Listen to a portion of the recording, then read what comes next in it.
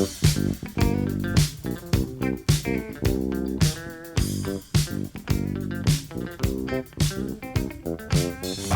cookies. I love cookies. I love cookies. I love cookies. Welcome to Cookies, the world's most influential basketball podcast. We've done it. We've gotten through the 2023 regular season. And you know what? Andrew Kuo has been load managing. How fresh do you feel, Andrew Kuo?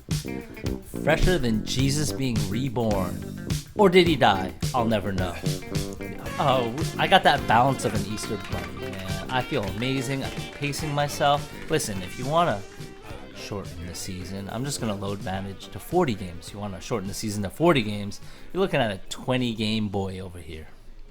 To me, the best podcasters are the ones who put out the most pods.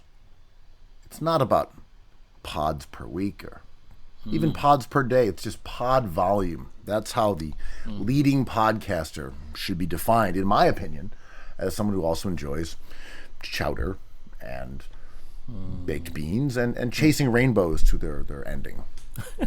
Well, every time a list of the greatest rappers of all time, the greatest rap groups of all time comes out, I'm like, it's not the quality of the words, it's the volume of the words. So Diggity Das Effects would be number one every time.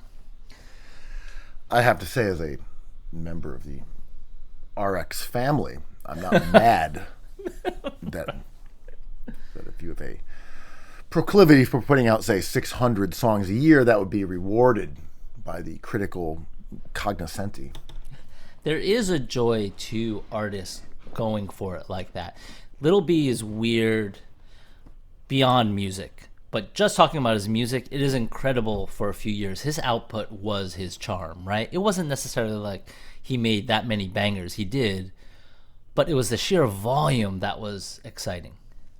I'm trying to think who really captured the volume game. Lil B, to me, was the first one, and he was using YouTube, which is the same as the RX dudes. So, like, they didn't really reinvent anything in terms of the cadence of putting out just an insane amount of music. Like, Lil B did that first. Right. I would say, as far as, like, projects, maybe Lil Wayne is the one who should get credit for that, because he just was putting out mixtape after mixtape after mixtape and just sort of flooding the market. There was that one weird rapper from Detroit. What was his name? Venom or something like that. That one guy who just put out hundreds and hundreds and hundreds of mixtapes, but he was obscure, so no one really knew who he was. But he did do that. I don't know. Those are the kings of dumping out music, though. Yeah, you mentioned Detroit. Omar S, like a house DJ, famously, mysteriously, for a few years, pumping out white label records that are just like Sharpied, like record 005, just like Omar S. And those are sought after, but he was just like, it seemed like they were just coming out randomly, unannounced.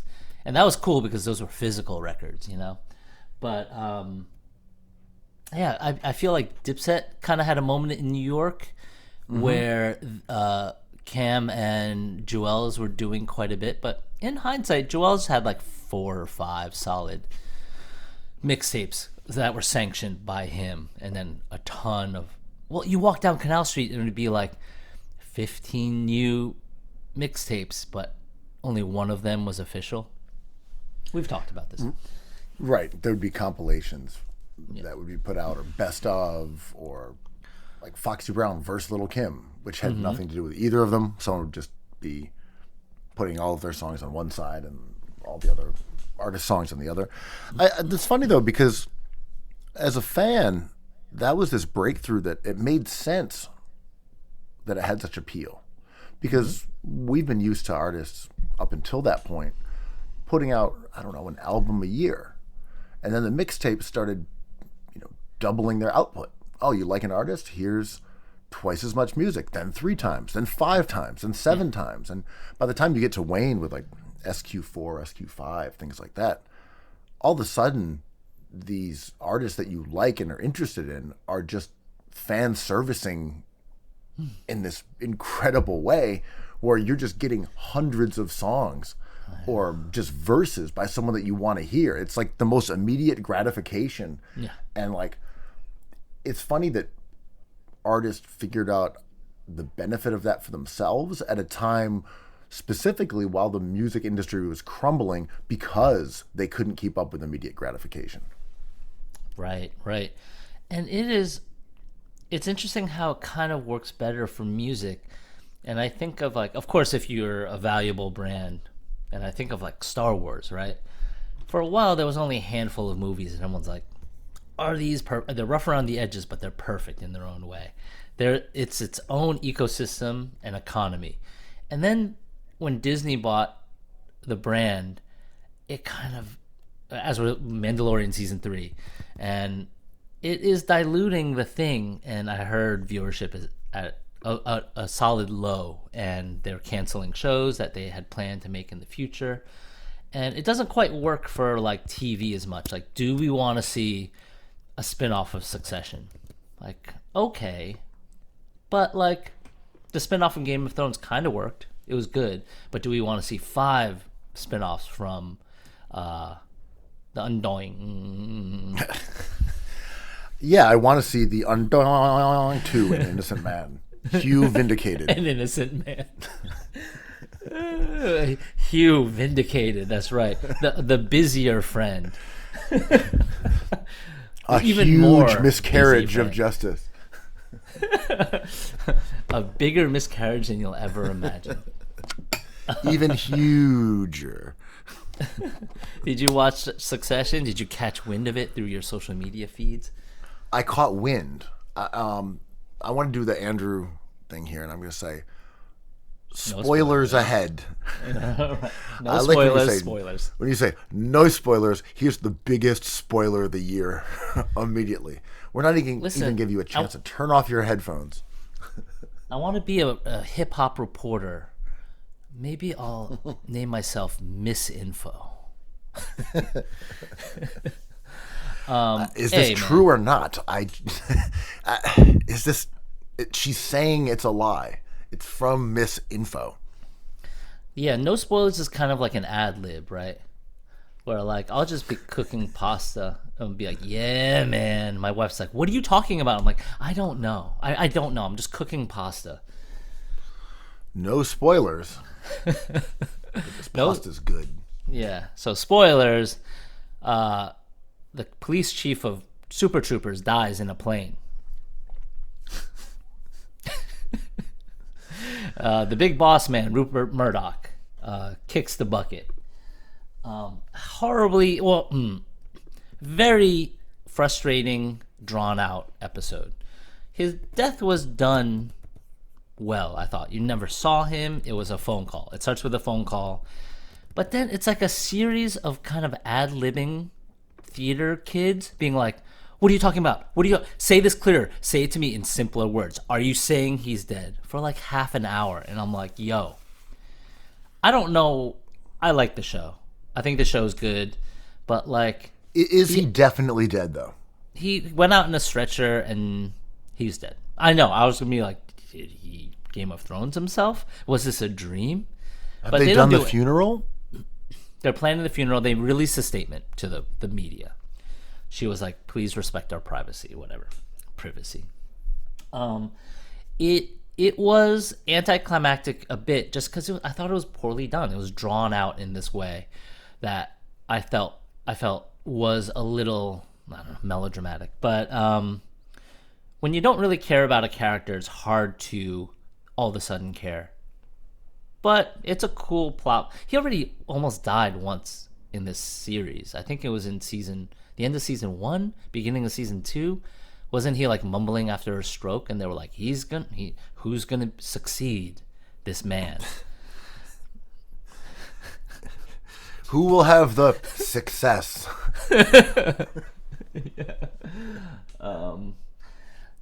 Who's gonna be the biggest blimp to have this fucking fuck success? It's like, oh, this writing. Mwah. Man. I feel the same way about this show as I feel about The Bear. They're good shows. I'll watch the hell out of them. But without the production and without the good acting, there's not much story here, man. These are like not good stories. Well, or writing. Just make sure I have this right. This is definitely the final season of this permutation, at least. Not saying they won't have like Cousin Greg Ray's Bar, like an episode, a spinoff. They've been talking about it, but I've heard rumors. I've heard rumors that might be a show itself. Yeah, but so that they have not done like announced anything. But this is definitely the end for this group and this version of the show, right? This is, what is it, season 4, season 5? It's done. Allegedly, when the cast read that it was the ending all together at the same time, they were very emotional. So I think this is the end. I bet you like a Macaulay Culkin. I bet you it's going to be an ambiguous ending. Be like, well, succeed in terms of power or emotion. End scene, right? You're going to have to help me with the names, but I ran into Vacationing Jordan Rodelli, and he came up with a theory. So I might as well get it out to the masses now. So Jordan can have his theory, like, out there for posterity, on the record. Exactly. Yeah. He says that the estranged brother of Logan Roy is going to be the one who gets the business. Oh, you mean the guy from Ferris Bueller? Wait, which estranged brother of Logan Roy? The guy who's not around, right? The guy who hates him. I mean, that is a take that is... It sounds like classic Jordan, who I love, but he doesn't suffer any defeat if he's wrong, because it's such an outlandish idea. But if he's right, the ceiling's high. I don't think so, because they haven't really... he's shooting the moon. Well, the Culkin has, right before Big Boy dies, the Culkin had aligned with him on the low. So technically, it would probably center around the Culkin betraying his brothers and sisters, I think. I don't give a fuck about any of this stuff, man. This is not a good story. Sounds a lot like a red herring to me, my man. I mean, there's red herrings everywhere, but did you ever that was really high pitched. Did you ever hear about the thing called Joe Blog? I remember this in high school, and no one has ever heard of this idea, which is if you're given a multiple choice question on a test, on the SATs, Joe Blog is a fictional character that picks the most likely answer that looks optically the most correct, and it's always wrong. Like, how do you spell his last name? B-L-O-G? Like he's a blogger? This is way back when I was a wee lad collecting basketball cards. But like, so blog. I think so. It can't be blog. No. Joe Blah. No, I remember as B-L-O-G, but this was way before blogs existed. It was a way for us to take standardized tests, because it would just be known throughout the kids that there was bait for every question. And then there would be the anti-Joe Blog, which is the most outlandish one that seems like it's Logan Roy's estranged brother, is also the incorrect. So you're kind of just choosing between 2 out of 4. It's just like a rough theory. Right, and I felt like in the swirl of test-taking theories, they always were like, just put C. Mm-hmm. If you don't have time to finish them, just run C's across the board, because it's better than leaving them blank. The BMM strikes again. I mean, I agree with... If you don't have time to fill out your ballot, right, for postseason awards, just it's C's. Marcus Smart. Yeah. Okay. Yeah. That's Malcolm Brogdon, 6th Man of the Year, Coach of the Year, Missoula. Yeah. Just second team, Jaylen Brown. You don't have time. There's no time. just. The chowder is not getting warmer. You have somewhere to go. Just C's. Tatum, first team. Yeah. Let's just mark it down and go. Be on your way. House of Pain ain't gonna dance to itself. DJ Put down Lethal, those yeah. C's. I don't know. I thought that was, yeah. I mean, with all these bets, right? Like Vegas kind of preys upon Joe Blog, and like Is it just Joe Blow? it's not Joe Blow, it's Joe Blog with a G. But no one has ever heard of this, so But I Joe don't Blow know. seems to have the exact same role as Joe Blog or Joe Blah. Like Joe Blow is just the ordinary man. That's not it. It is the Sounds the, close though, right? the nerd trying to outsmart the test is always falling for the trap. That is like the Joe Blog thing, being like, you think you're taking cues. You think the person who's created the question has slipped up, but they haven't. Just put a C there. Celtic. Drop the C. Is that? Does anyone have their green pencils?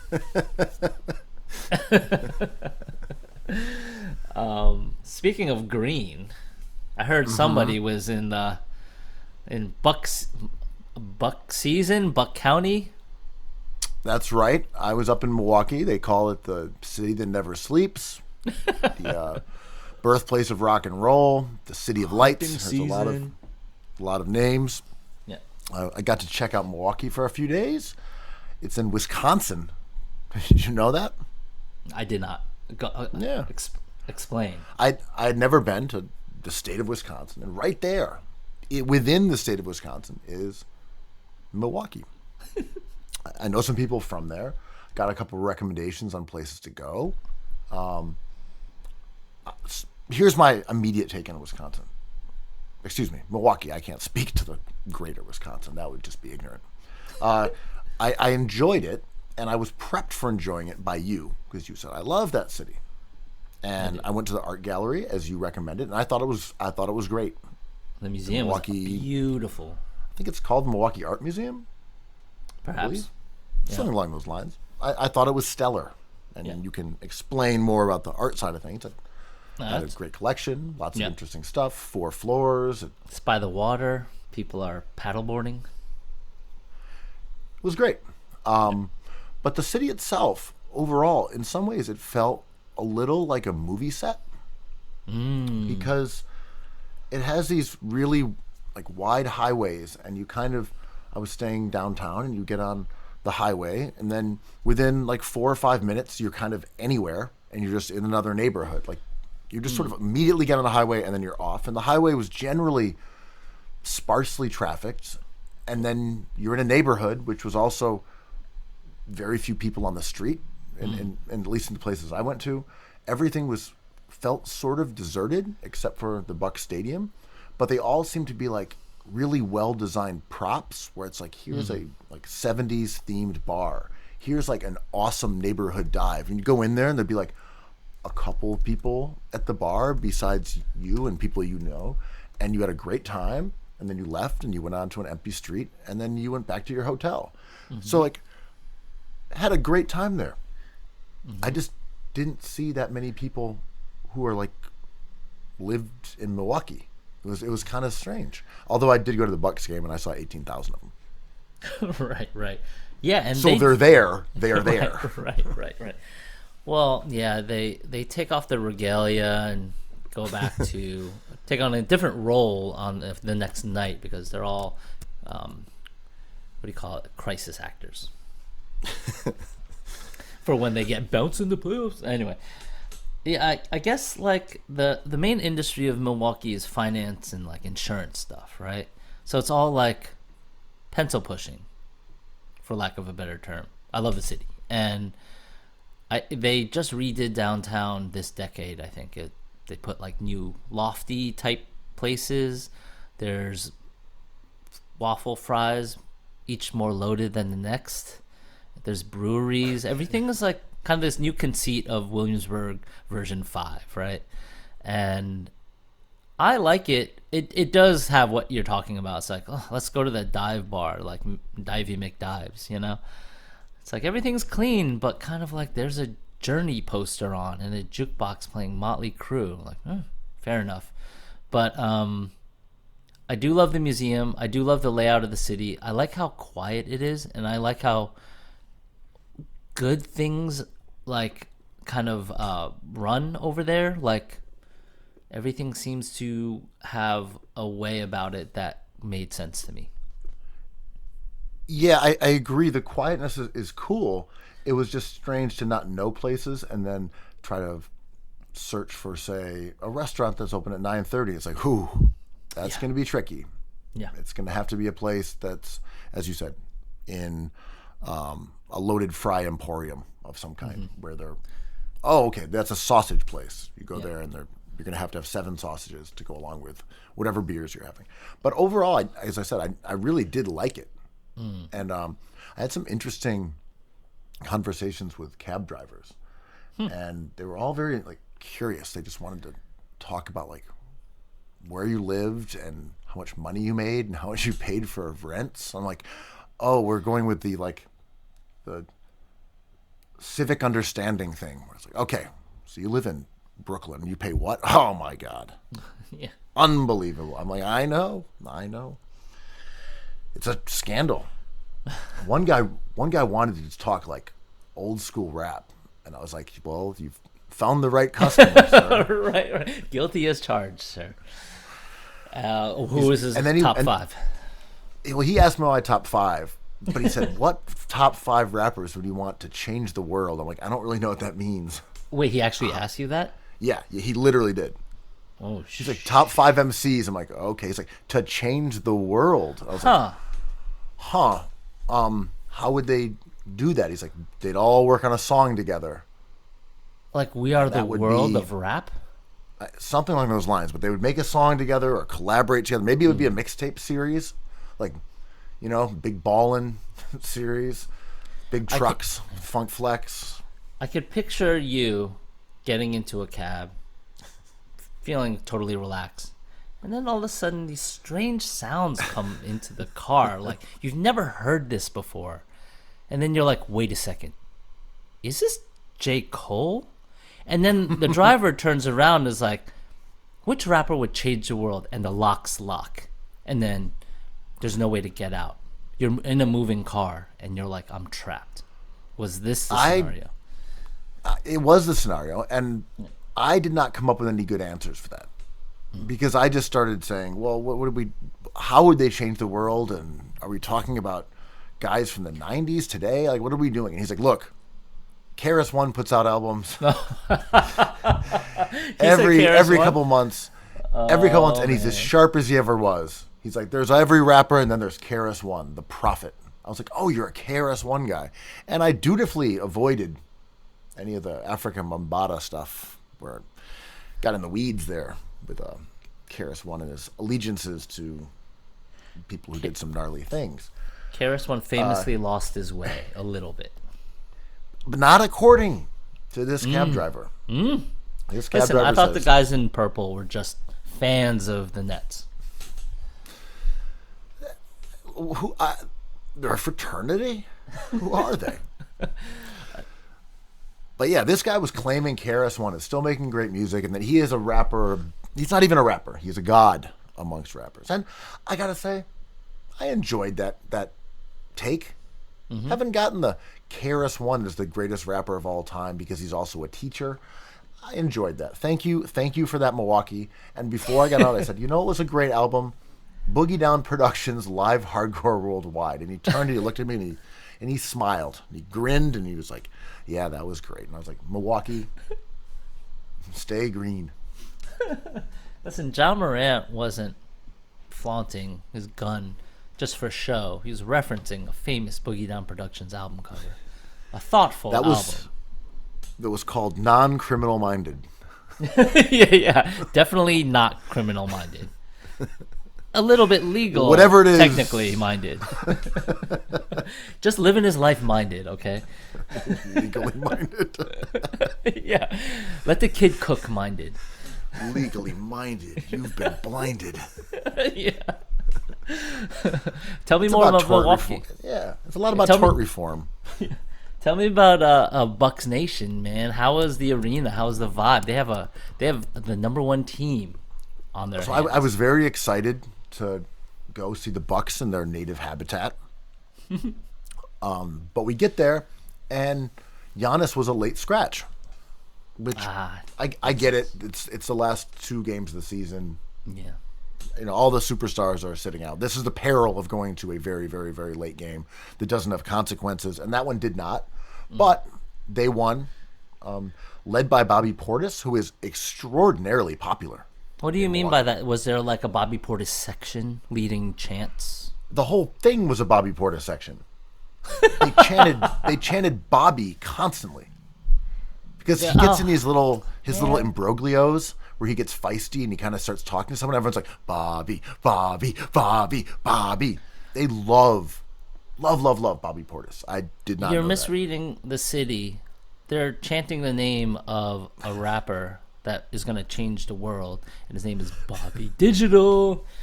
Bobby Shmurda. Is there another rapping Bobby? There's just 2. They should form a super group.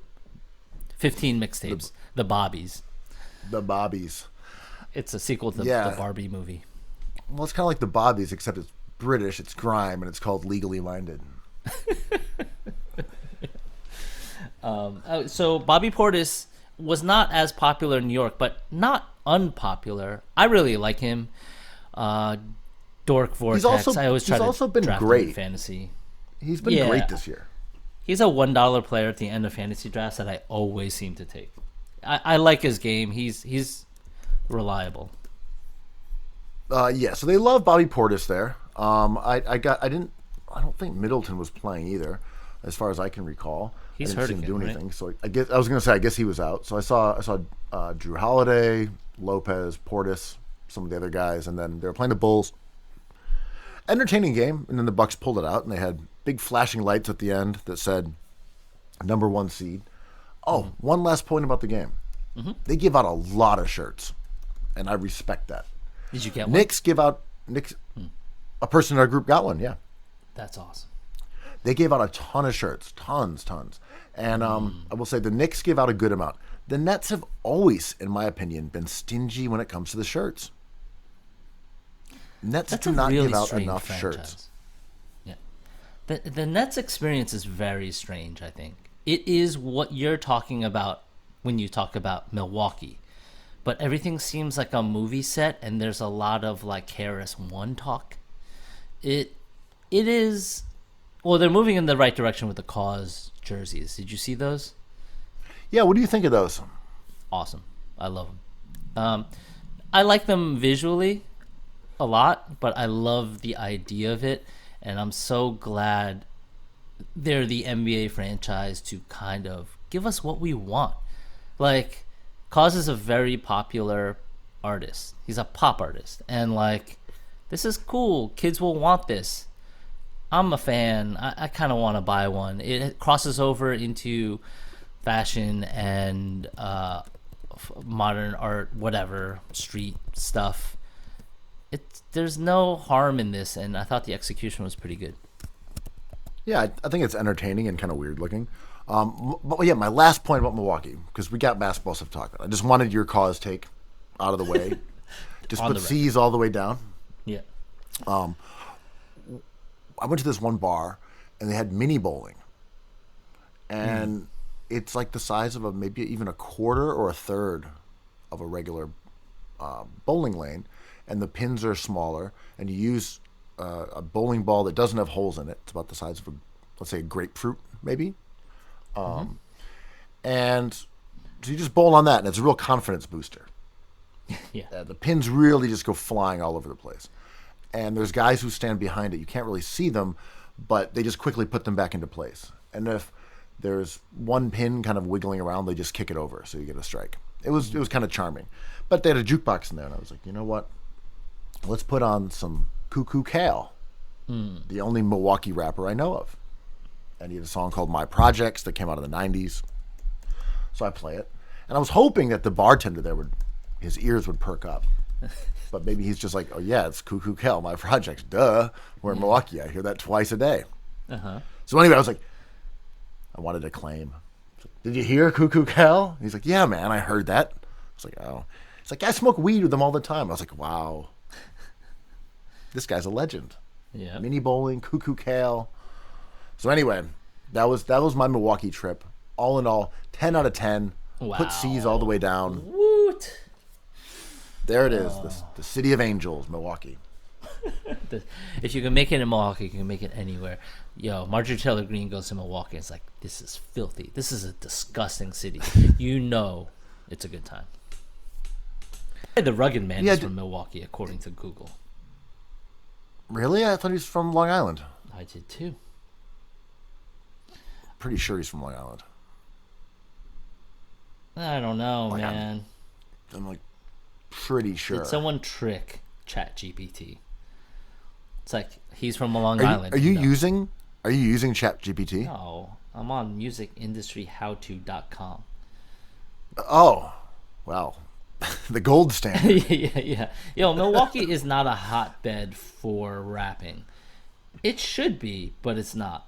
So, well, to its credit right now, and I have not stayed up on it enough to know exactly what the term is. There's a phrase for, or like descriptor, or like a subgenre for music out of Milwaukee now that is kind of dancey, dancey hip hop, and it's like freestyle. It's gone viral on TikTok and stuff. It's not freestyle. It's way more rap, but I forget it. I actually just saw this recently though. Like they do have a rap scene, and they do have a subgenre that's specifically based on Milwaukee that has its own kind of weird frenetic dancing. So like they are doing their thing up there. That sounds awesome. In just less relative obscurity than probably the past.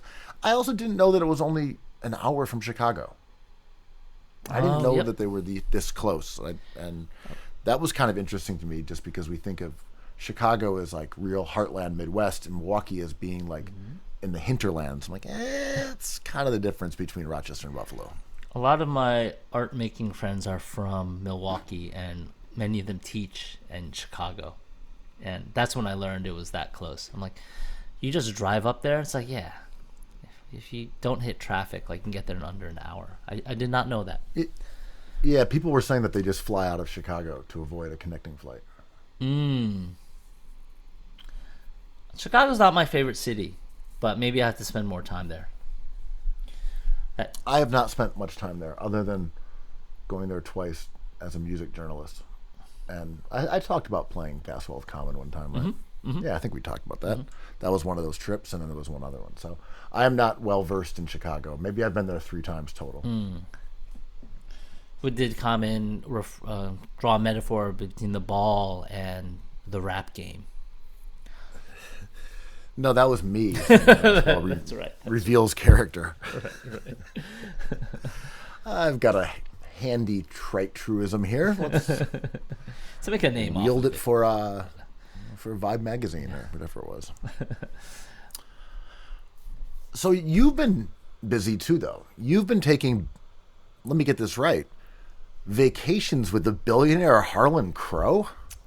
Yeah, man. I was like, who is this? What's the deal? What's the deal with that? Who's this cool ass billionaire collecting these paintings? Like, who painted these 2 wonderful paintings? Oh my God. No. Or very cool. No. I can't. What is this medallion? No. This is not a Buddhist. Oh my medallion. God. This was painted by Hunter Biden. W? Are these original W's? No, Harlan Crow sounds like a really intense guy, and there's people trying to downplay the fact that he is a fan of Nazi memorabilia, specifically owning 2 paintings, not of Hitler, but painted by Hitler. So what's the deal with Nazi memorabilia? Somebody I read on Twitter wrote about like the curiosity is one thing, and they will always explain like, well, they're powerful symbols and it's part of history. I am not a Nazi, but this stuff is like very fascinating and should be protected to teach us lessons. But this person was like, it's a misunderstanding of cruelty, of fascism, of murder, of all the worst parts of a human society, and to ignore that is to fetishize the object and to literally create a different story out of it that is unacceptable. I don't know if I'd read into it that far, but like, there's that scene in American Beauty where he flips that plate over and there's that Nazi symbol on the bottom. Like, I imagine if I was having beautiful corn tortillas at your house and I was dining on these plates and I was like, Ben, you've really nailed these tortillas. It's time to take this show on the road. And you're like, only with these plates, though. I'm like, what's so special about these plates? And I flip them around, and there's a letter C on the bottom. I'd be like, yo, we got to talk about this, man. I think my take on Nazi memorabilia is that I definitely don't think it makes you a Nazi. It also doesn't exclude you from being a Nazi. Like, me and you don't have to explain ourselves. It's like, guys, we're not Nazis. It's like, well, we've been wondering, but right. It doesn't rule you out as a Nazi, right, you know? Right. You got some work to do. Yeah, Look. How could I possibly be a Nazi? There's Nazi memorabilia all over my walls. Like, how could I be one? That's a number one red flag that you're not a Nazi is having Nazi pins and art by Adolf Hitler. Those are key indicators that you are dealing with a non-Nazi, someone who is legally minded. Your bookshelf is so cool. It's coordinated by colors. This one looks older than the rest in the brown section. It's Mein Kampf. Oh my God! It's like, open it up. It's signed. Look, I just keep that around so people know that I'm not a Nazi. Right. These books have been turned around so their spines are facing inward, but this one looks especially old and weathered. Mein Kampf. What is this one about? I'm like, it's about the lessons of history. There's a lot to learn. You keep serving cakes with this Swahili symbol in frosting on it. Well, that's so I let you know you're not eating a Nazi cake. So my general take on it is, though, that I feel like you can have some Nazi paraphernalia and not be a Nazi. You can say I'm fascinated by the darker things, and I just thought it was gnarly. I thought it was like some gnarly shit to have. Personally speaking, I do not own much.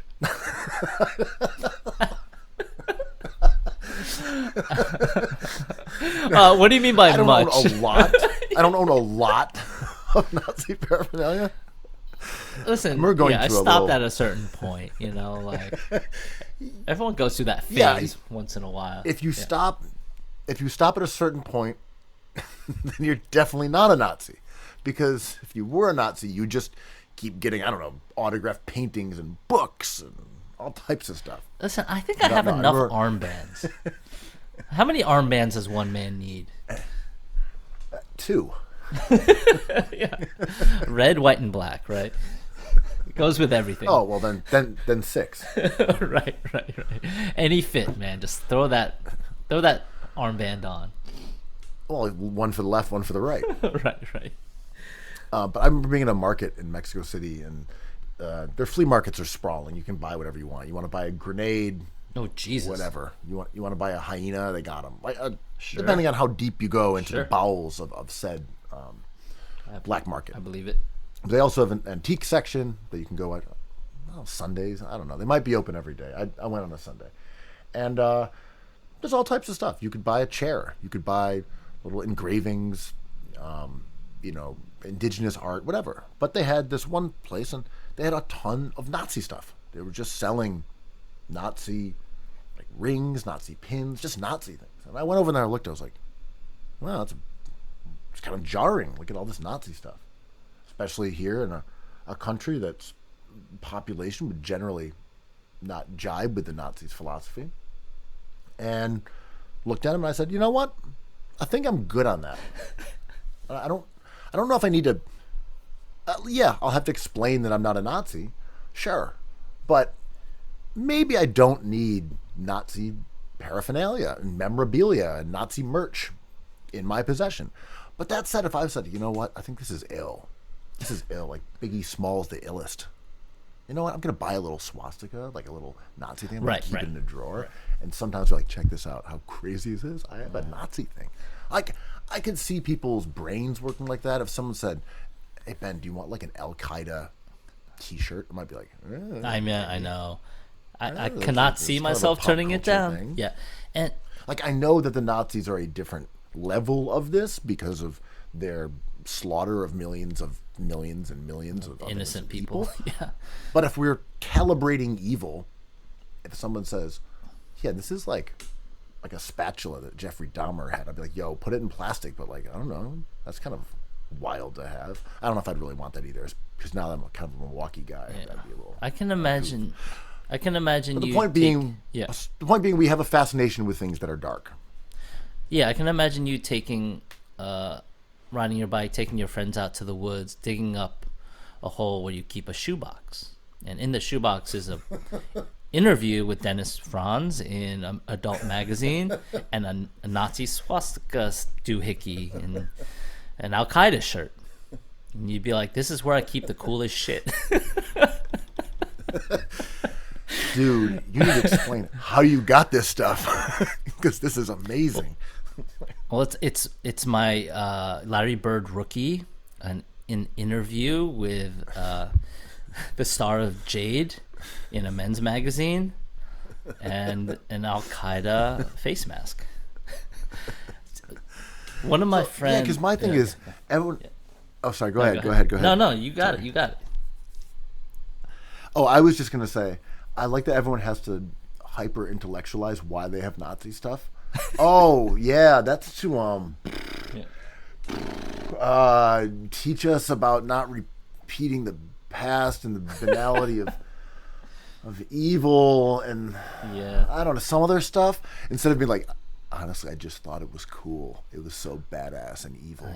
I just kind of wanted to own it. Yeah, I thought it would be impressive, and I'm impressed. I think I told you this story once, maybe on here, but like I had a strange experience in a record shop, and it was a walk down. It was a record shop in another record shop. So you go into this record shop, and I'm like, I'm looking for this place, and they're like, oh, go down this trap door, and you go downstairs, and it was a guy who I knew from way back with dark, like black metal records, industrial records. It was specific to that scene and amazing. So thorough, rare stuff you never heard of, can't even get. And in the corner, in a little section, he had like a Nazi metal section. And that scene like makes their own records, prints their own shirts, and he had a few of those for sale if you knew how to look for them. And I was like, dude, I know you're not a Nazi because we're friends, but like, well, that doesn't mean anything, but like, I assume you're not a Nazi because like you've always been nice to me, not out of your way. And nice, how could he be a Nazi? He's got all these Nazi records there. No Nazi would ever have Nazi metal, especially categorized and under a glowing, blinking swastika. This is a Joe Blog-ass moment where it's like the most obvious answer is not the one. You've been duped by my Nazi section. But yeah, I asked him, I was like, first, where did you get these? They don't make me feel like I'm in danger or I'm not scandalized. These things are, to your point before, these things are extremely fascinating to me. And I looked at every one closely. I'm like, what? What is this? What label is this? Who's this a picture of? Where's this from? Where was this made? What printing press printed this? Who allowed this to happen? And I was like I had many questions. And he answered them all. None of it was that exciting. I was like, yeah, they don't sell that many. Yes, they do get in trouble. This one stopped because it was too much of a pain in the ass. Like, they're still going, but they get kicked out of every like gig as soon as people find out they're playing. All this stuff. And these guys became sports writers. These guys are voting for MVP. But that curiosity, to your point, I was like, should I buy one? And I was like, I have no use for one. I really don't have anyone in my life that would be impressed by this. I'm not even that thrilled of it. But like, I feel like I should get one because it seems like I've never seen this before in my life.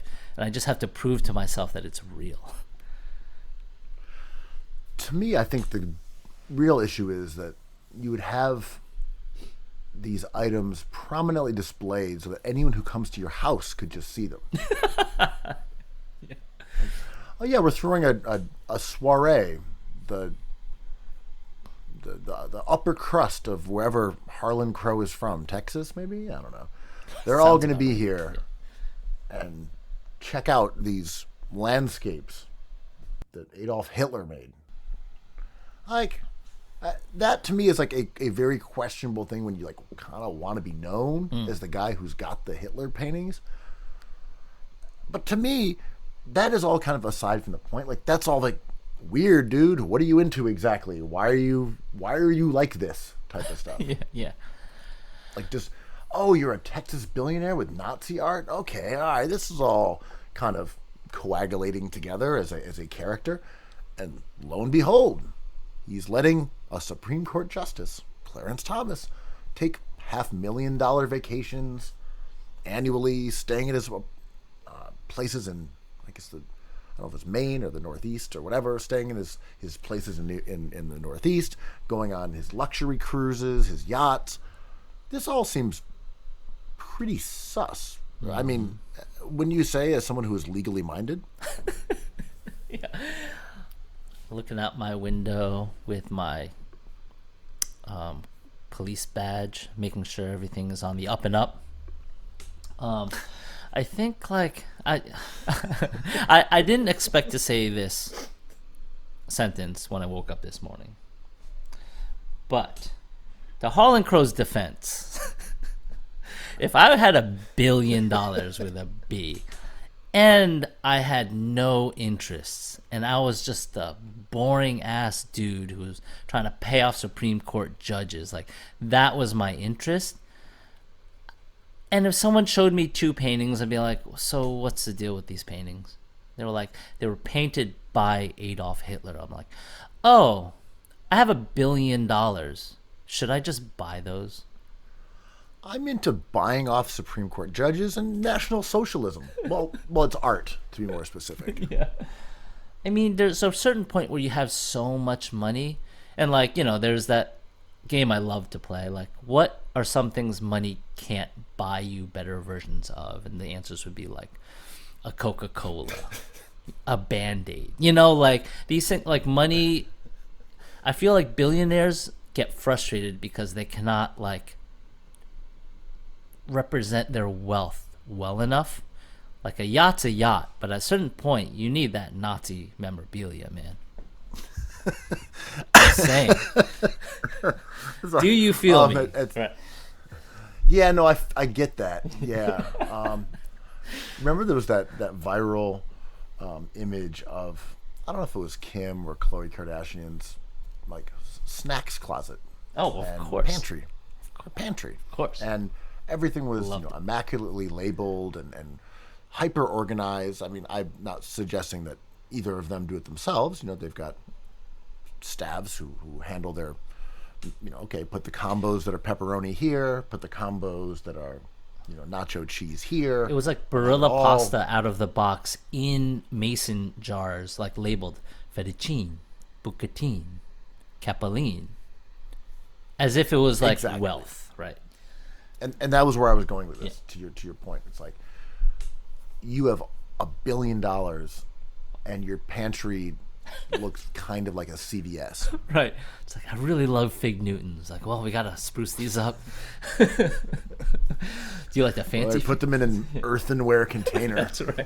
That's right. It's in a Supreme, like, toolkit box. Yeah. What's that carved box for? Oh, that's for Twizzlers. Okay. Right. Yeah, man. Like, I think there's a boredom that comes with money that is only expressed by showing support for fascism. But also the bigger picture, though, is that this does explain why billionaires are so obsessed with buying their way into power. Like, there is the self-interest that comes with tax breaks and things that would help their industries, right? Yeah. Okay, if we can get this senator on board with here, then my pharmaceutical company will benefit from that. But to the main point, though, is they don't need that. It's just something for the sake of something. Mm-hmm. They have $1 billion. They don't need their company to have more inroads into government and more government contracts. They have $1 billion. Mm-hmm. They don't need tax breaks because our country is really very hospitable to billionaires in that regard. But it's something to be interested in. Yeah. Oh, we're gonna funnel money into this, and we're gonna get these people onto the Supreme Court. We're gonna load the Supreme Court with people who are favorable to our interests. But to me, at this point, we talked a little bit a couple pods ago about it feeling like everything is kind of hands off the wheel, things are careening. In some ways, though, it also feels as if there is this like massive bureaucracy that sort of, in a legally minded standpoint, that kind of ties everything together into this sort of intractable mess where it's like, you can't allow this guy to remain on the Supreme Court. He's just taking bribes. This is crazy. He's taking like $500,000 in vacations. And he's like, yeah, he's an old friend. Yeah, but he became your old friend 5 years after you joined the Supreme Court, dog. Like, But yeah. there's nothing that's going to happen about it. He's just going to have spent 20 years taking millions of dollars of gifts from someone who wants to influence him. And we're just going to say like, oh, cool. That's just 2 decades of American, the highest court in the land being influenced by Harlan Crow, National Socialist admirer. I can imagine Harlan Crow being like, who's this Clarence guy? Oh, he's married to Ginny Thomas? My Ginny? Oh, wow. This is an opportunity. Would he like to come out and like smoke some cigars with me? I'll send out a private plane. And like Clarence Thomas, who is like a piece of fucking work. Interesting guy. But like him being like, I didn't break any laws, he's correct. I mean, who would know the law better than a judge in the Supreme Court, right?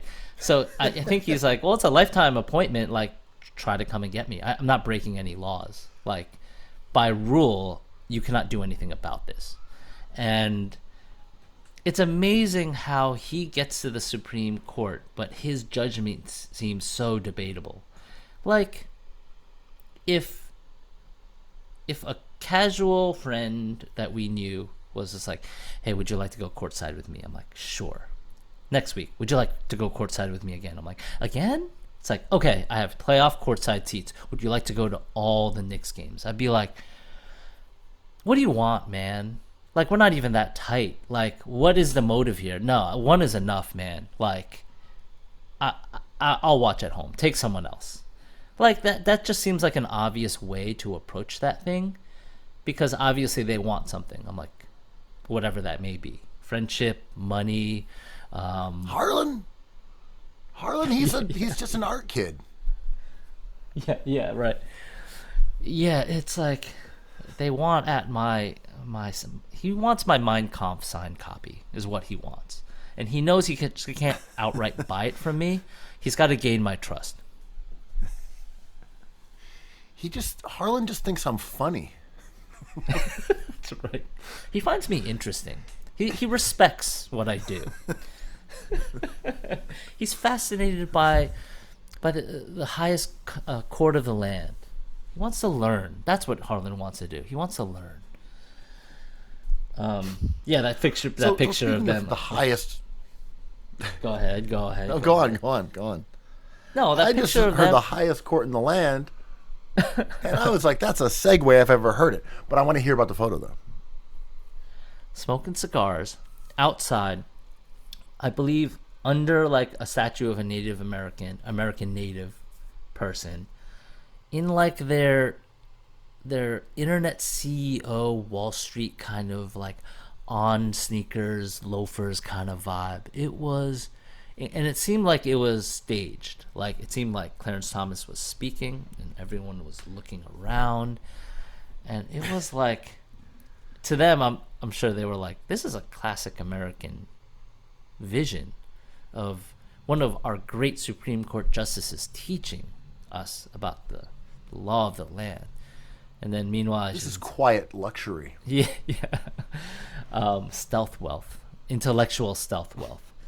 And then I could just hear Clarence Thomas saying, it's just like, and guess who painted that painting though? Guess who the painter was? Pol Pot clothes. Yeah. Castro. This is. Can I use? Yeah. Can we use the highest court segue. It was just so good. Yeah, of course. Really, really good segue into talking about basketball. That's right. The highest court. You get what I'm doing here, right? The highest court, and now we have the NBA playoffs here on the horizon. They start later this week. And before we get into that, let's just wrap up some regular season business. So, from my understanding, the winner of the scoring title is in fact Jason Tatum. Congratulations. Congrats Option to that C. man. He Option scored the C. most. Yeah.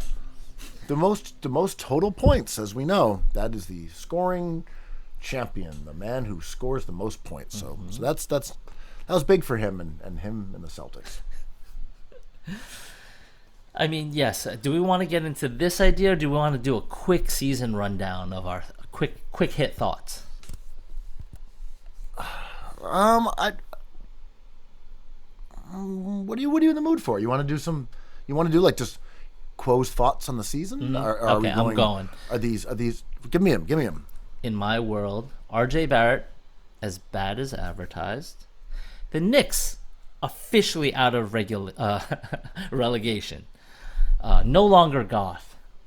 Maybe a little new metal still, but like people mocking the Knicks, being like, "But you guys suck. You're gonna get swept." I'm like, so it means we're in the NBA.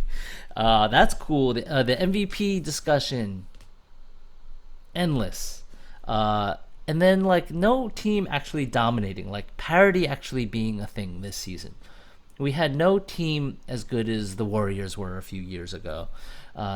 It wasn't a dominant performance by anybody, and there was a rash of injuries. We started talking as a whole about reductionism, and this is kind of before you get into your quick hits, like related to the total points versus game average idea. I think we are making this idea of what we see more primitive, and I think that's interesting. There are voices out there who want to simplify what we're watching. Yeah, you've seen the sort of critical mass of the NBA, whether that's punditry or the fans, whoever is speaking about it, clearly crystallize around this idea that guys are sitting too much. Right. That has been the main message of this season from start to finish. And it's clearly something that's been pushed by the NBA, by Adam Silver himself. You know, he has pushed for restrictions on, postseason awards, regular season awards, going to guys who hit a minimum game requirement. He even floated the idea of total points being a thing, even though it hasn't been. So this is not just about Tatum and the BMM. This has been a message being pushed by the media, by the league itself, that guys need to stop sitting. And it's interesting that this is happening at the same time when guys are getting hurt a lot, and there's greater concern than ever about guys coming up throughout the NBA, going up through college, going through AAU, through high school, obsessively working on basketball, having the kind of mileage that you would expect someone to have after like a full career, basically, by the time they're showing up in the league at a super young age. So like we have these medical concerns, we have serious injuries happening, and we have the league saying, too bad, you need to play more games. So the new CBA is putting in, guidelines for minimums on games that people have to play. 65. So that has been, I think, the main conversation this year, and it's been really super annoying, and it serves to vilify players, even though rest is almost always dictated by the team itself. So I feel like that discussion, and as you said, the reductionism of like, well, you're not that valuable if you don't play 65 games, which is, of course, just going to lead to people like checking in for 5 minutes and checking out. Mikal Bridges did it last night to hit 83. He checked in, and then they called a timeout, and they intentionally fouled, and he just walked off the court. Great work. Super cool. Yeah, and like... That was awesome. I don't, Embiid plays 66 games this year, and like, it would suck if he wasn't in the consideration if he just misses 2 other games. But this is kind of a non-issue too. If you miss a lot of games, people take that into account. Like Curry was awesome, but he missed too many games, and KD had one of the most historic shooting seasons ever, but he missed too many games. And CJ McCollum is not my favorite. I'm not an expert in the CBA, but he's not my favorite negotiator, I don't think, because we were looking for a lot more player autonomy and power, and they didn't seem to walk away with that much. They kept the one and done rule, so that never happened, I believe. And like the 65 game thing, I think reeks of me like an Amazon.com factory incident waiting to happen. It's just like, well, it's written in my contract if I win MVP, I'm gonna make like $500,000. So like, I'm hurt, but I'm gonna play that damn game because that money is real. And then you put yourself at risk. I think it makes the working conditions hazardous.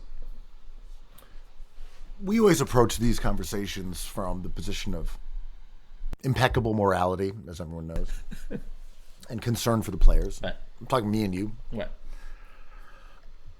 I understand the NBA's position here, even if I disagree with it, is that they don't want to hear the criticism from people saying the stars are sitting too much. I paid for a game. I went there. He sat. I tuned in to ESPN on a Friday night for the big game, and Joel Embiid sat against Jokic or whatever. Like I'm not even picking on him. I'm just saying for an example. But that was a great example, right? That was disappointing. But that was a Monday night. But anyway, yes. But point being, the NBA has these prominent matchups that never come to fruition, and they're like, this hurts our product. We have fans complaining that they go to games and the guys aren't on the court. Like these are real things. And if you're the NBA, you're saying, well, we did emphasize the postseason over everything. We have made winning a championship the only thing that matters. That guys who don't win that title are viewed as losers, that they're empty like stat merchants, that Carmelo Anthony never could get that chip.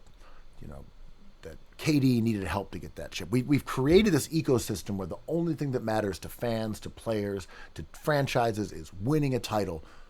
So then why are we doing the regular season? Right. Why would you risk anyone being hurt if the only thing that matters in sports lore is winning a chip? So I get it. The NBA has to try to reconcile all these things that don't make sense. That the chip is all that matters, that players are getting hurt more than ever, that the players are resting too much. Like, these things just have to be in some sort of balance if you're the league, and you have to keep tinkering to make sure that it remains in this kind of like it's buoyancy between, well, the regular season kind of matters and fans are into it, and then the playoffs of course matter, and then guys, we can't have them like blowing out their knee and losing 2 years of their career. So I get that they're in a tricky situation. I just can't say I really love the way that they deal with it. Yeah, and there's going to be people who want, like, reductionists, and like people who believe that if the narrative doesn't fit what they want or enjoy, it's not even a bad thing, then they will find a way to knock it down and stack it back up in their favor. And the unwillingness to do a little math here and there, because like points per game is not a perfect stat, but it's a better stat than accumulative points for sure. And accumulative points is the simplest way to do it, but it's odd that it only kind of happens in 22-23 when the person who has the most accumulated points doesn't do well in the other statistics that involve division and multiplication. It's surely a coincidence. Yeah, look, without getting too bogged down in the BMM here, I'll just say this thing. For a franchise that has enjoyed so much success, especially back when there was like 3 teams in the league, they really don't know how to handle prosperity. Yeah. The Celtics have been a contender for now 1.5 years, and they cannot help but put Celtics up for every award, wedge them into all NBA teams. It is astounding how little they can handle prosperity. They can't chill, and in fact, I would say it is threatened their monopoly because people are now paying attention. I know they messed up a little bit. They couldn't play it cool. You see them. Oh yeah, Jaylen Brown, all NBA team. Yeah, sure. Like, what are you doing, man? Get out of here. No, he isn't. He's not close. And this is just like across the board. Yeah. It's like, oh yeah, 6 Man of the Year, Brogdon. Like, guys, why can't you chill? Yeah. What is your issue? I mean, it started with last year with Depoy, right? Like, Defensive Player of the Year goes to Marcus Smart because he is the healthiest best defender on the number one defensively rated team. So therefore, he needs to have this award. It is what it is. I know we've talked about guards not, being the point of protection like rim protectors are, but we have to make this exception because they're number one in the defensive rating. But then this year you have the Cavaliers being number one, and there's no talk of Evan Mobley or Jared Allen. I think Evan Mobley deserves that consideration based off of the criteria of last year. But if we're just moving wherever this rainbow takes us to this pot of gold that always leads us to a Celtics winning an award, the John Havlicek Award, they are heat checking themselves, which is awesome, but it is visible. Yeah, I think they have overplayed their little green hand. That's all I'm saying. Right. So my other two quick season recaps, just because of teams we've talked about. One is that I'm deeply disappointed in how the Nets season worked out. And I really wanted to see the Kyrie, KD, Ben Simmons. I wanted to see that trio, and we just got it for like a couple weeks. And they didn't lose any games. I think they won 18 of 20. So, like, on one hand, I do feel vindicated that I really believe that trio, with some of the parts that they had, was the best team in the NBA and was going to win a title. So I have that little notch on my belt mentally. I say, like, well, look, when they were healthy together, they won 18 of 20 and were the best team in the NBA. So, like, I felt good that we saw that brief window. But other than that, like, Simmons was healthy for like a couple weeks. Kyrie ended up with his suspension early in the season because of all of this Nazi memorabilia. And then he gets traded to Dallas. KD gets traded. And they just disintegrated a team that I was like very excited to watch and thought was arguably, in my opinion, the best team in basketball if intact. And we just never got to see it put to the test in a real moment when there was anything on the line. It was just scrapped. And, I think they did well on especially the KD trade. I think getting back Mikal Bridges and some other guys and some picks, tons of picks. That was a good trade. That was for the Nets. But I just can't be that interested in the current version of the team, even if they're sort of promising. We'll see how they change going down the line. But that was a big disappointment for me, was just not seeing the vision of the Nets put into like the crucible. Like, will it succeed? Will it fail? We just don't know. And that was a bummer to me. And my last point was just Sixers, assist leader, scoring leader, Doc Rivers' coach. Still no clue if they're going to get out of the second round. I know, man. They are as strange as the Nuggets. Like, I think they're going to beat the Nets. That's a good matchup. Like, would you be shocked if I sold my signed copy of Mein Kampf, and Mikal Bridges went off and somehow pulled off an upset? Like, would you be shocked? I would be shocked if Philly did not win that series. I would not be shocked if Brooklyn won a couple games. Right. Okay. Fair enough. Right.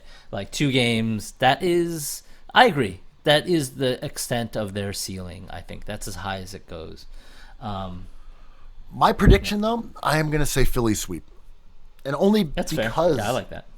But it's only because I don't really believe in the Sixers that much. But I just also don't believe in the Nets. The Nets are not good. Sixers beating the Heat in a series. I'm like, Sixers dicey. Sixers against the Bucks dicey. Sixers Celtics dicey. Those are all Knicks, dicey. really tough series. Knicks maybe dicey. Probably not without Nah, Randall. not that dicey. Without Randall, the Knicks don't really have a chance. But, or I'll edit that. If RJ plays, the Knicks don't have a chance. But Yeah, did you see oh that? my God, That post? that was incredible. If anyone hasn't seen it, I believe you commented on it. So if they go to your Twitter, they can see that thread. Amazing. Yeah, just quickly, it was a tweet storm by at sports_mediocre NBA stats. I love it His when final people RJ are like, Barrett thread. yeah. I love it when trolls have like the handles of like, I'm full of shit. Fuck you.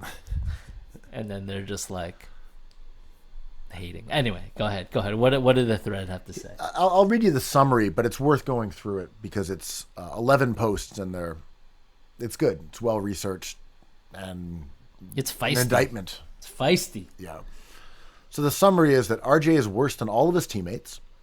Dude. RJ is worse than other players with starter minutes. Duh. And on other around the league. The Knicks play at a championship level when he's on the bench, no matter who else is in. The Knicks are dominant in games he misses. Yeah. Those are the takeaways. And these do follow like what we have been saying all year. But Yes. anyway, that thread was worth reading and the takeaway was the same. So but yeah, as a Sixers fan, it's hard for me to get super pumped up, even though I think the roster is extremely good and it could be used and in really interesting ways and weaponized in a much sharper sense than Doc Rivers has done it. We'll see. I do believe they will spank Brooklyn, but that's really a testament to the fact that they have like 2 guys who are better than anyone on Brooklyn, I think. Yeah, and like a blessing in disguise, or just a blessing that happened towards the end or during this month with certain players sitting, was Doc was forced to play some of his bench guys that we've been screaming like, this is a very deep team. These are good players. Right down to Jaden Springer, like, give him a shot, man. Like, he can help Harden and Joel in situations, in high pressure situations. And we got to see that, and I think there's an optimism there that Doc had no choice but to play B-Ball Paul and some other of these guys, and the team has options. The team has at least 1.5 more players than it did 2 months ago because we got to see them, and Doc is like, maybe hopefully going to give them selected minutes. Paul Reed has been on the Sixers for 3 seasons now, and only this year started getting like substantial time on the court, and even then was grudging. It's like, all right, Harrell, he's not quite holding it down. Fine, we'll give Paul Reed a little bit of action. Check out this. 3rd in the league in steals rate. Yeah. Paul Reed. Gonna keep going here. 10th in the league in blocks per 36 minutes. But how many blocks total? Paul Reed. How many steals total? So we got, but hold on here. We got. He's I take that back. Per 36 minutes, he's 2nd in steals, tied with Caruso. So 2nd in steals. In blocks, he's 10th. Total rebounds, 13th. Field goal percentage, like 11th. Crazy. He's so good. And he's just been sitting there Yeah, he's a good for player. years, just sitting there. I know. he still makes some mistakes. He's not perfect. Yep. He's still a raw player, but who is, right? It's like this weird thing where players who are flawed get roasted for having weird attributes, and players who are super normie are able to just be mediocre and no one even bats an eye. Like, yeah, Paul Reed makes some weird decisions at times. Also, he is in the league leaders in field goal percentage, offensive rebounding rate, total rebounding rate, steals rate, blocks rate. Put that man on the court. But did he ever punch his teammate? You know, I feel kind of bad for your guy, Rudy Gobert. I like Rudy Gobert. I also feel bad, but go on. No, I do. I feel like he's so easy to roast. Yeah. And in that mean book, The Joy of Basketball, they called him all these names. Terrible, terrible, purchasable book. But, like, yeah, you don't punch your teammate, but didn't Kyle Anderson say, like, shut the fuck up, bitch? And wasn't that punch kind of a love tap? Like, shut up, man. You know, like, he didn't... Like, he said, shut the fuck up, bitch, in front of his whole team, and he just kind of, like, lashed out at him. He wasn't trying to knock him out. He wasn't trying to break his jaw or pop teeth loose. It was just a little, like, dude, stop calling me a bitch in front of the team. And you saw right away the way the bench reacted after that punch. They fucking hate Rudy Gobert, man. Because he threw the punch after Kyle Anderson kind of was, like, asking for it. And then they jumped on him, and I was like, and then they sent him to the locker room and suspended him. I'm like, yo, someone put together like a mini reel of the mistakes Gobert made before that incident, and they were like egregious. He was like, wasn't jumping, didn't have his hands up, didn't come back to the ball when Towns was kind of in trouble on the inbounds, and Towns was like, Rudy, you have to come back to the ball, man.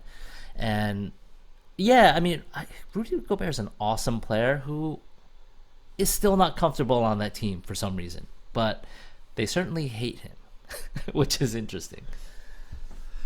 Yeah, there was the clip also from last night of another like inter-squad skirmish instead of skirmish, with Bones Highland and one That's of the Plumleys, right. like pick a Plumlee, and there was similar clips of seeing Highland kind of complaining play after play after play that led into that. Like one where Norman Powell took a three instead of swinging the ball to him. Another one where Norman Powell drove into traffic and got an and one, and Bones was still annoyed. He's a process guy, Bones Highland. And then the way you said it. He's a process guy, Bones Highland. And then that Bones Highland. And then there was another play where Plumlee kind of got on the break instead of giving the ball to Highland, dribbled himself, and then ended up getting a dunk out of that. And Highland didn't like any of that stuff. Highland seems really the three-pointer, annoying. the and one, Yeah. the dunk, and then they got into each other's faces on the sideline there. So a lot of drama for the last day of the year. Did Plumlee play with Highland in Denver? Were they teammates for a while? Must have been. Yeah, I think so. So either they're tight or Plumlee's tired of his shit.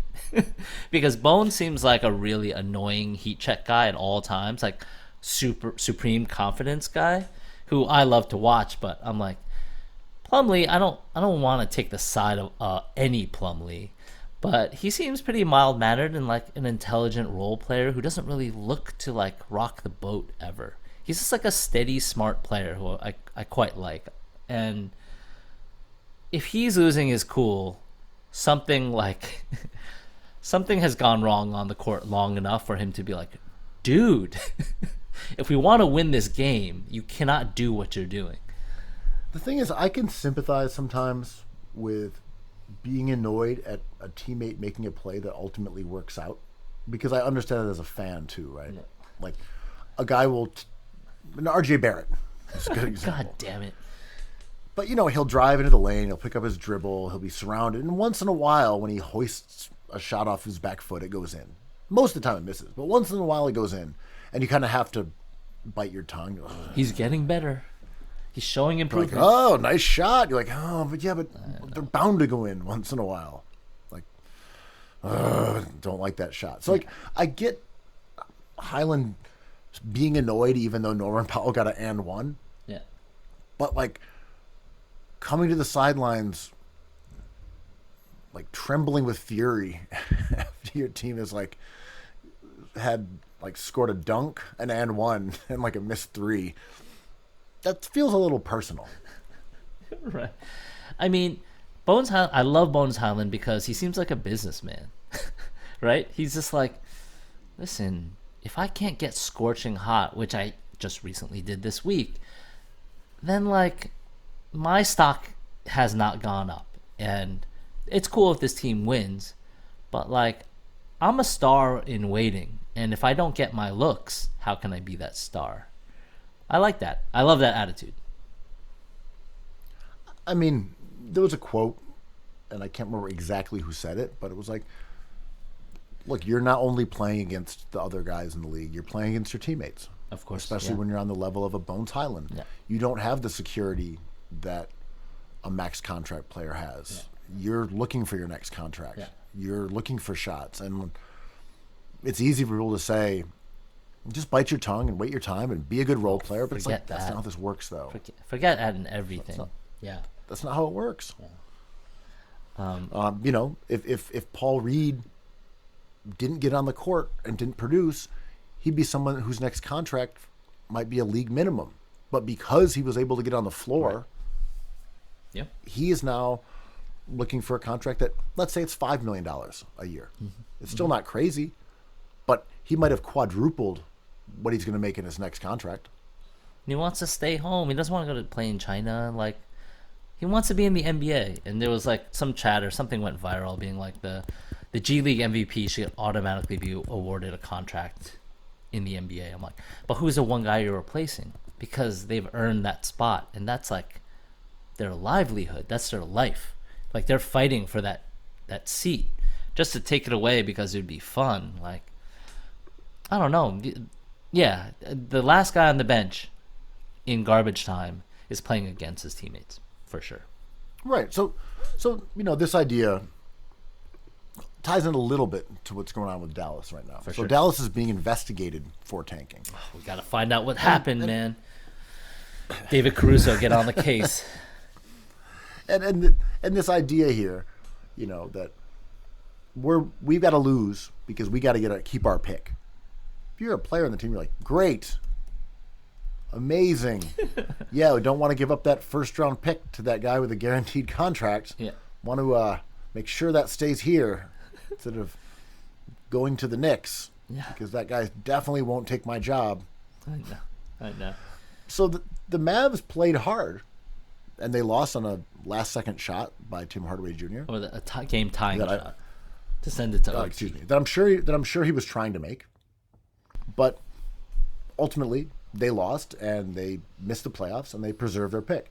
And you know, the media's immediate, you know, talking point was that the Kyrie trade was a disaster, and that, you know, he's the problem here, which he is not. Kyrie has been great on Dallas. He's been every bit the player he was supposed to be. He's been fantastic.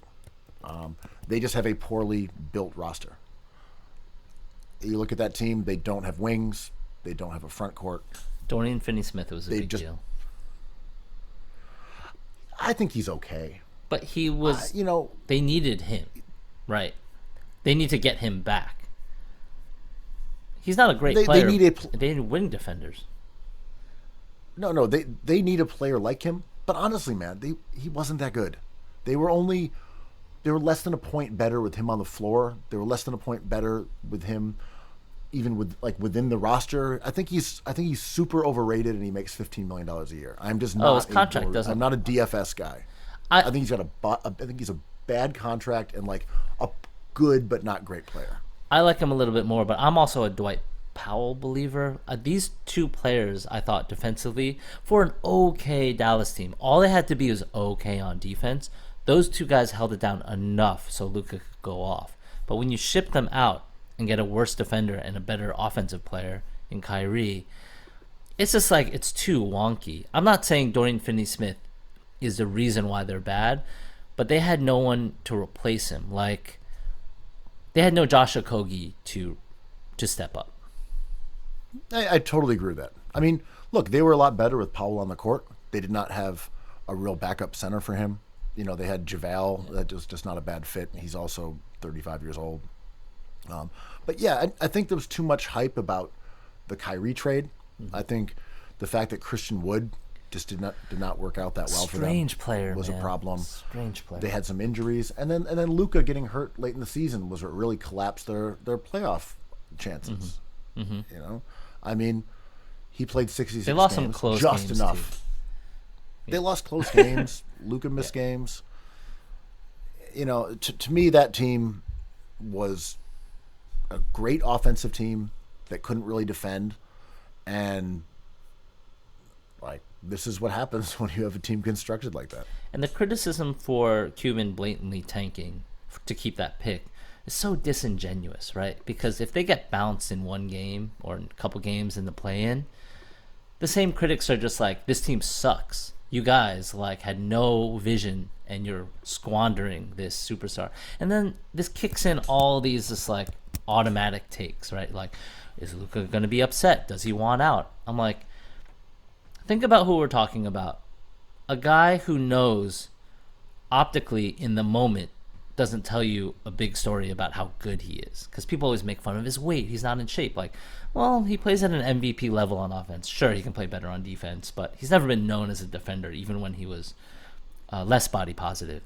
And I think flipping a quick, not memorable at all, either first round exit or play-in exit for a top 10 pick is a fantastic trade-off for them. And now I'm a Knicks fan, and I really wanted that pick.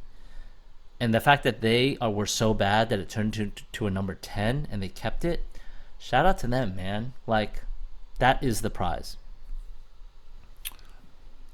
I can see the argument both directions. If someone's like, yeah, but if you get in the playoffs and you got Luka and you got Kyrie, you got a chance to win. No, you know, and that's worth it. I'm just saying, yeah. for the sake of argument. Sure. You got a chance to win. You go in there and you win that play-in game, and you win another play-in game, and you go out there and you beat the Denver Nuggets. You got these bootstraps, and then you pull them up. You know, like, okay, I get all that. But a lot of this, and we've seen this a lot with Ben Simmons, of course, is him depriving people of the chance to mock him. Right. And that's kind of the case here, right, with the Mavericks. People wanted them to go out so that they could roast them. Yeah. And this is like, oh, we only get like one day of roasting them because then the playoffs are going to start. Right. Yeah, sure, we can be like the Mavs and make the playoffs, but then they get their pick. Yeah. It's like, okay, now they're going to get like what if they get Wemby? What if they get a good player? They're a top 10 pick. That's not roastable. Seeing them on the sidelines, sitting out, not caring, down to lose, not nearly as enjoyable as watching them on the sidelines as the clock ticks down and they're eliminated and they have to walk off failing. It's like they deprived us of fan service, which was losing and letting us say, ha-ha, like Nelson Munt's voice, like, Kyrie, you suck. Yeah. Well, it's like They didn't give us that. It's the cliche of like fuck around and find out. The inverse is also true. Like, don't fuck around, never find out. It's like laugh now, cry later. It's like, I don't know where this happens, but Cuban's kind of saying like, well, when it's time to like load up on these really interesting young players that we always overvalue and fiend after on during that week, like, we'll be in the room. When draft day happens and, you know, the champion has been crowned months before, when draft day happens, we'll be there and we'll have the last laugh. And if that player turns into a good player or a usable player, this is exactly what Luka Doncic wants from his team, right? I think he's probably sits in Mark Cuban's office and being like, I don't think we can win this year. We can't even win games when we need to now with Kyrie.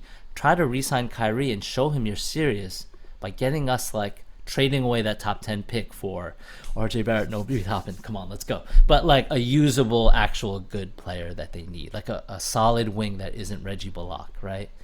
That is serious. Trying to get into the playoffs this year, just as an optical reward for fans, is not serious. I just ran Tankathon a couple times, maybe the I love it. I love it. 10th hit. 10th hit. Oh, get Dallas out got of it. here. That's 10th terrible. hit. Yeah, I'll take 10th it. hit. I'll take it. Right. Yeah. My question I mean, was actually trying to find out is, could it still go to the Knicks if someone jumps ahead of them?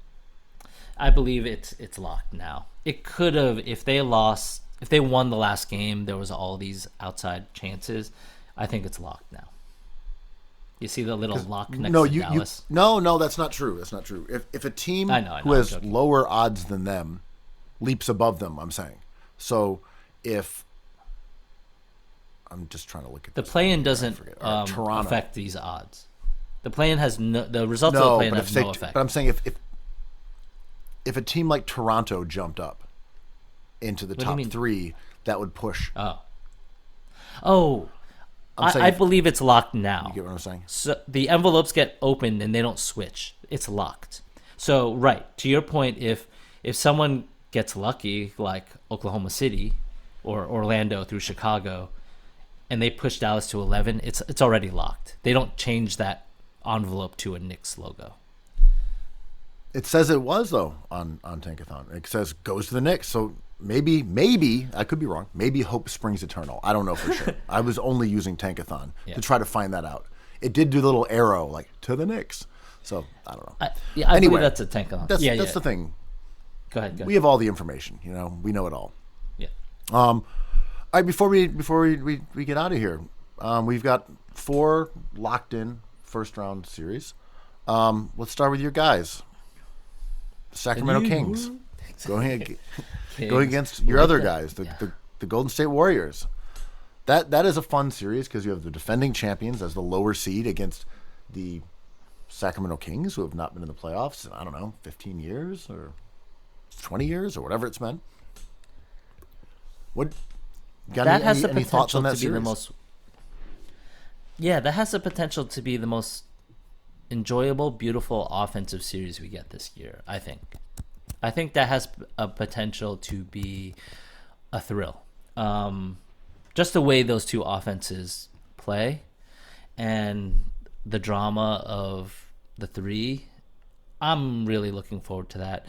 I am disappointed that the Kings didn't cross-brand like the Beam with like Jim Beam or like LL Bean or Mr. Bean. Like there was so much potential there, and they just let it go. All Star Wars, even they couldn't promote the Mandalorian with like that stupid ass laser. Like it was there for the taking. Talk about a team who cannot handle prosperity. I'm rooting for the Kings, being that they are, You a hate the permutation of the Rochester Royals. Sure. You hate Steph Curry. Can't forget I that. love this about you. You I hate love Steph Curry. I love Curry. I love the Warriors, but Rochester comes first. That's right. I love this trash plate 3.0. I love children no, who that's- have that's that a- that's advantage obviously- being born into the perfect situation. Love nepo babies. Yeah. But yeah, that series should be tons of fun. Tons of guns. I think the Kings are really legit. If Wiggins is back, he makes a real difference. Strange for the story. Warriors. Yeah. It's really shocking to me that a guy who kind of had his hallmark being a non-difference maker has become a difference maker on a championship team. But that's cool. I like people readjusting their position in this world. So good for him. Their team has not had that elite defense this year, but I always believe that Golden State can kind of just turn that on, especially if Wiggins returns and you've got Draymond, you've got Looney, and if they can get good minutes out of Gary Payton 3, that team should not be a poor defensive team, and they're going up against the NBA's best offense. That's really fun. I don't know. Golden State just has too many game time decisions, I think. And it's a long playoff run, and I don't know. It's a long series, not even a playoff run. It's a long 7-game series, and like Gary Payton III, Wiggins, like these are Wait, questions. GP2, right? GP2. but he my doesn't bad. go as junior. Yeah, it's always confusing because he doesn't use junior, so it's not GP junior. It's just GP2. Anyway, yes, Yeah. GP2. Yeah. Like, yeah, Dan D'Antoni doesn't go by D2. It's Dan D'Antoni 2. We'll never know. That's the one thing we'll never know. No one knows. How dumb.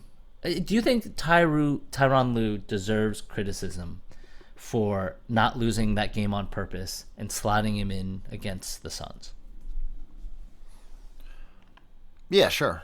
He looked upset. He was annoyed. Yeah, they should have tried to miss the Suns. Yeah, I agree, man. Well, typically, my thinking is like let the chips fall as they may. You got to beat everybody, whatever. Except that doesn't really hold when you have your second best player coming back from injury and you might not get him until the second round. Yeah. Like typically I'd be like, whatever, man. Play who you play. You're gonna have to beat him at some point. I didn't know But- Bones Highland was hurt. Just kidding. Go on. But if playing the Suns without Paul George, And that's healthy bad KD. business. Yeah, and the Suns have yet to lose with KD, and it's tough to put the Suns in the same breath as the Bucks, your Milwaukee Bucks. But so far with KD, that's a nasty team that we haven't seen stumble yet. Very small sample, but scary. And just missing, the Suns in the first round, it also gives the Suns time to fall apart. One could argue it gives them time to, acclimate to each other and even become more dangerous. Yeah. But also you have Chris Paul and KD, two guys who are infamously injury prone. So, getting them later in the playoffs is not a bad bet. Yeah. That they will get a knee tweak. They'll have a knee issue. They'll have an ankle. Something might go wrong just because that has happened to those guys quite a bit. Now, obviously, if you're the Clippers and you've got Kawhi Leonard and Paul George, maybe the logic stays the same. Yeah. I'm not as interested in that series. Only because those two franchises lack some sort of... it just seems procedural a little bit, but I'm looking forward to it in the sense that I would like to see KD win another championship as a mercenary because I love the chaos that brings. I love him complicating sports narrative even more. I hear that, and I don't even disagree. I'll say Sixers Nets, I don't even really care about talking about it. We discussed it earlier. My main issue with it is that the Sixers have played the Nets several times in the playoffs over the last half decade, and none of them were with KD or Kyrie or Harden. What a bummer. Yeah, nah. Oh, they got the Jared Dudley Dinwiddie team, Yeah. and now they got the Mikal Bridges team. That interim when they had superstars, we never got these two teams in a real hour and a half East Coast super team rivalry like we wanted. There were all these fun combinations with Harden getting into it with Kyrie or KD and Embiid talking shit and mutual respect and mutual rivalries, and there was a lot of stuff going on. They Ben Simmons being traded. There were all these fun components, and we just never got it. And I think Bummer. I think it's worth mentioning always, as we do with the Sixers, that they have to overcome their coach. I think the Nets have to overcome and fail to overcome their owner. I think Joseph Tsai didn't keep that team together, and by all optics, as a fan and knowing a little bit about what goes on the inside, he did not have a company where his employees were happy, and he sometimes was the aggressor there. So this disintegration of this thrilling Nets team is not about solely about Kyrie and KD and Simmons being hurt. Kyrie and KD wanted to be there. Yes. The reason they are not in Brooklyn is the owner. They both wanted to be there long term. Yeah. This, as you said, this is about Joseph Tsai, and the Sixers have their Doc Rivers dilemma to sort out. Last thing we'll get into, tasty first round series, and one that's been inevitable for seemingly months. We've got New York Knicks against the Cleveland Cavaliers. This has been set in stone. Now it happens. Any thoughts on this series as a diehard Knicks loyalist? Are the Knicks getting out of the first round? What's happening? Grateful to be here. Amazing that this is happening. So everything I say is just like gravy. But I think, as my cat would attest to, I think Randall being hurt is a big blow. I think maybe the team saying it's RJ's time to step up in the absence of Randall is also a blow. I was more confident about this matchup a few weeks ago before Randall's injury. I'm not so sure anymore because I respect the Evan Mobley, Jared Allen defensive look quite a bit. And I think it's going to be tough, and the Knicks are good on the road, and the Cavs are terrible on the road. So the home court advantage going to the Cavs is a bit interesting. I hope the Knicks can win a couple games. It will feel disappointing when they get bounced, but we have to pull back and appreciate the fact that we're back in the NBA, baby. So my immediate take on this series is that the Cavs are a lot better than the Knicks. I agree. And this may not be the case with certain roster permutations, with certain guys healthy. The Knicks can put together really good teams. And, when we were declaring them the second best team in the East, that was during a period where they were the second best team in the East. But overall for the season, they are not the second best team in the East. What's really shocking about the Cavs is that they have pretty steadily underperformed what you'd expect from their offensive rating, defensive rating, and strength of schedule. Their fourth place, 51 wins. Their expected win-loss was 55. Mm-hmm. So, 55 and 27 specifically. They have the number one defensive rating, mm-hmm. ninth offensive rating. Good. And that's with, that is a contender. Like, that is a team that you could look at and say, if you don't pay attention to it being the Cleveland Cavaliers, you would say second best expected record, number one offense, number one defense, top 10 offense. That is a team that might win a title. Before nerds jump all over us, you're looking through B-Ball reference, right? Because I have different rankings on NBA.com. But this is B-Ball reference. Right. It is, exactly. And, that said, they also missed, 14 games from Mitchell. They missed 13 games from Garland. Mm-hmm. They missed 14 games from Jared Allen. Like, this team might be extremely good. I still think the Knicks have a shot, though. For sure. Yes. I would say definitely. Like, this is so boring, but if the Knicks won and pulled it out, I wouldn't be surprised. If they got swept, I would be surprised. I don't know.